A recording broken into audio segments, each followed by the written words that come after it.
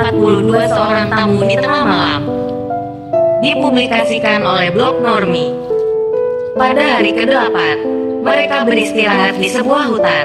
Mereka membuat perapian dan menikmati makan malam, rusa panggang dan nasi hangat, tentunya dengan beberapa cangkir arak untuk menghangatkan badan. Setelah makan, mereka semua tidur, kecuali Yan Tianbu. Malam itu ia memang mendapat giliran berjaga. Perapian dan arak memberi mereka semua kehangatan, padahal mereka tidur di alam terbuka.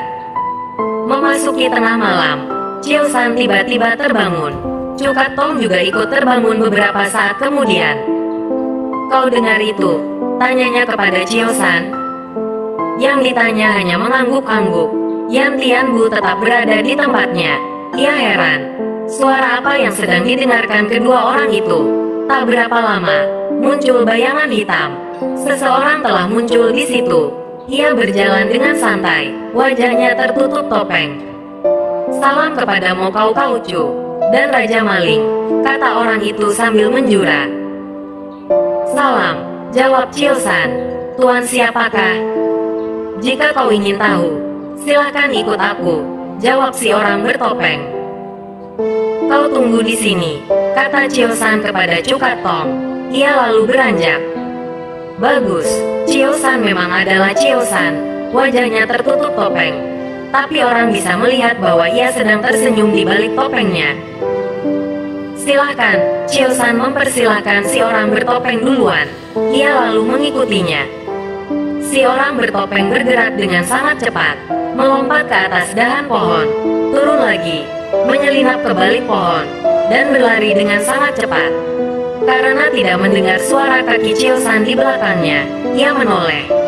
Ternyata Chiu San memang masih berada di belakangnya sedang tersenyum memandangnya.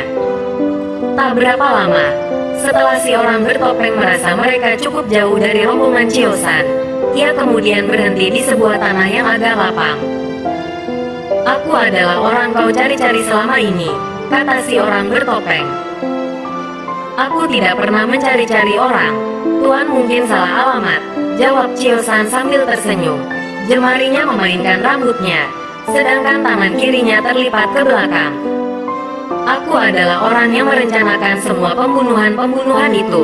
Akulah otak segala kekacauan dalam Bulim." "Ah, hanya itu yang keluar dari mulut Chiu San." "Aku datang untuk memperingatkanmu, untuk tidak mencampuri urusanku. Tuan mungkin lupa, tapi aku tak pernah mencampuri urusanmu. Orang-orangmu yang selalu datang mencariku dan ingin membunuhku."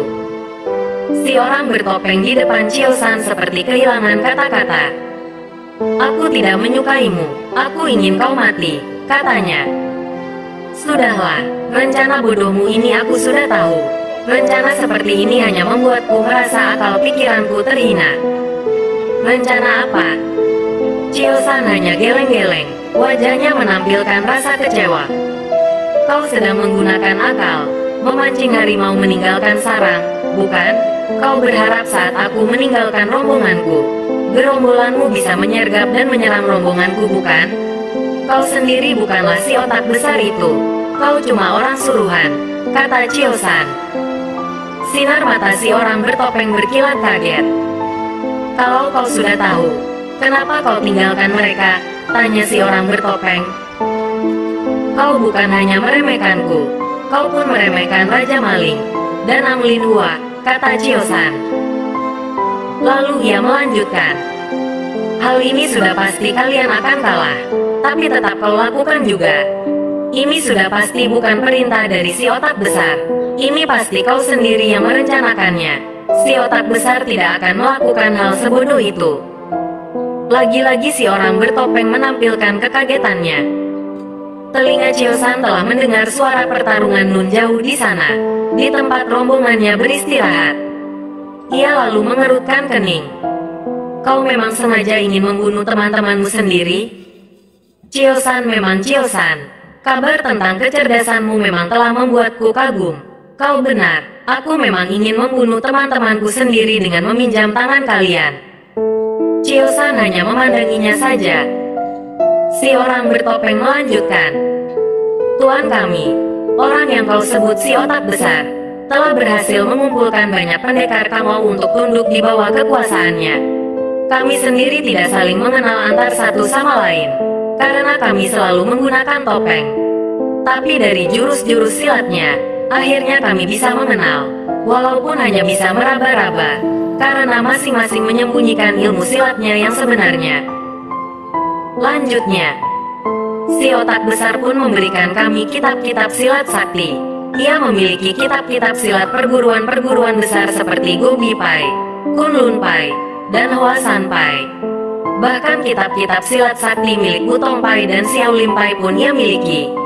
Kau bisa bayangkan, orang sehebat apa dia, yang mampu mencuri kitab-kitab sakti partai-partai besar itu. Kitab-kitab ilmu yang sangat mereka rahasiakan. Cio San hanya mengangguk-angguk. Si orang bertopeng melanjutkan lagi. Maka kau bisa bayangkan betapa hebatnya ilmu kami semua. Orang secerdas dan sesakti kau pun tak akan mampu melawan kehebatan si otak besar dan kami semua. Suara pertempuran nun jauh di sana sudah berhenti. Ah, sudahlah, bukan itu yang ingin ku ceritakan kepadamu. Sebenarnya, setelah lama berkumpul dengan anggota kelompok yang lain, aku mulai yakin bahwa beberapa orang musuhku berada di antara kelompok ini. Akhirnya, bisa kau tebak sendiri, aku meminjam tenaga kalian untuk membunuhi mereka. Keinginanmu sudah terlaksana, kata Cio San. Apa maumu sekarang?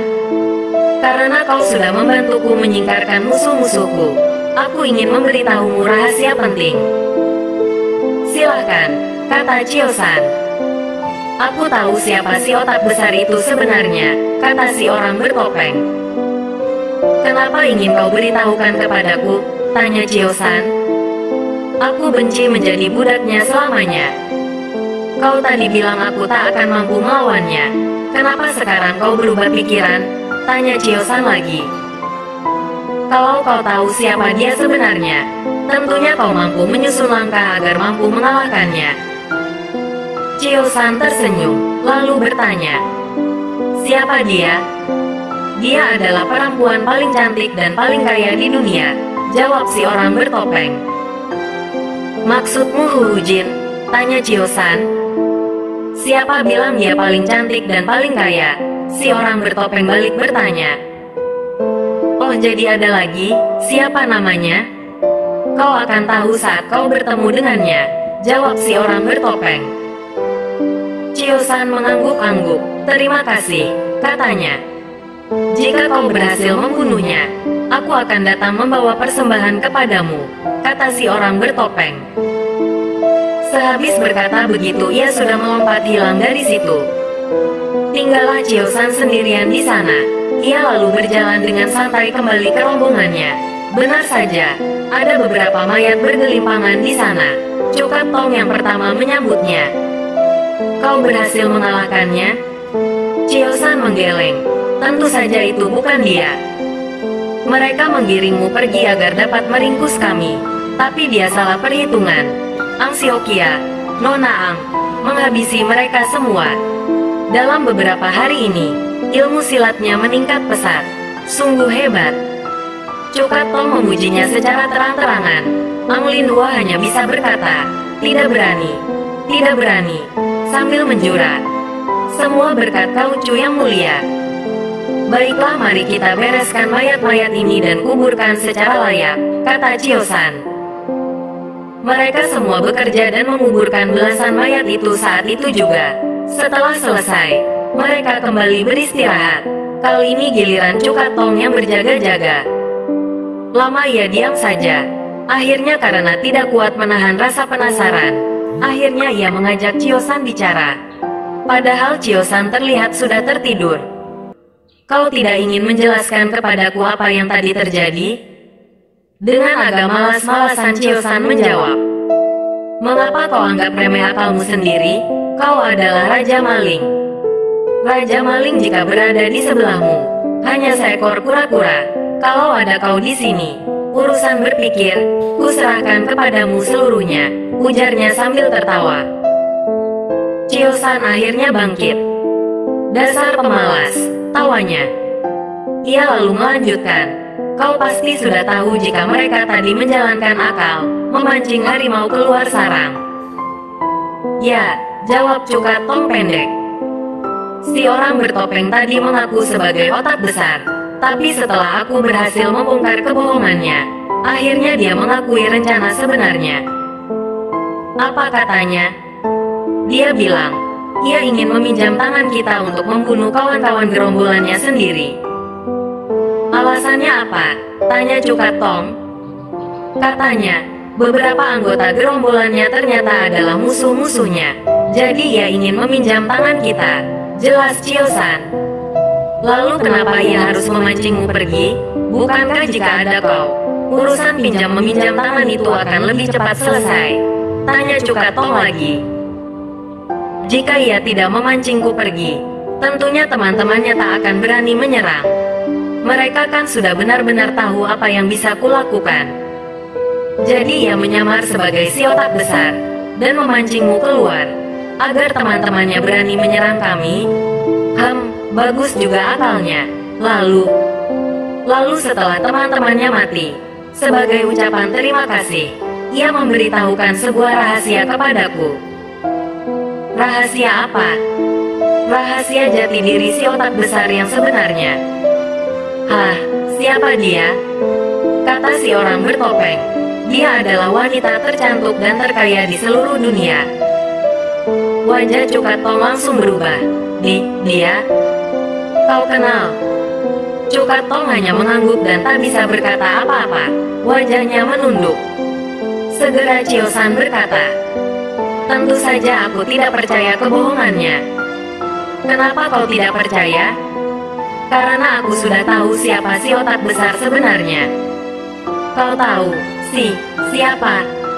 Rahasia, aku akan memberitahukannya jika aku benar-benar bisa membuktikannya. Jika tidak, ia akan lolos dengan mudah. Lalu, apa maksud si orang bertopeng tadi memberitahukan rahasia palsu itu?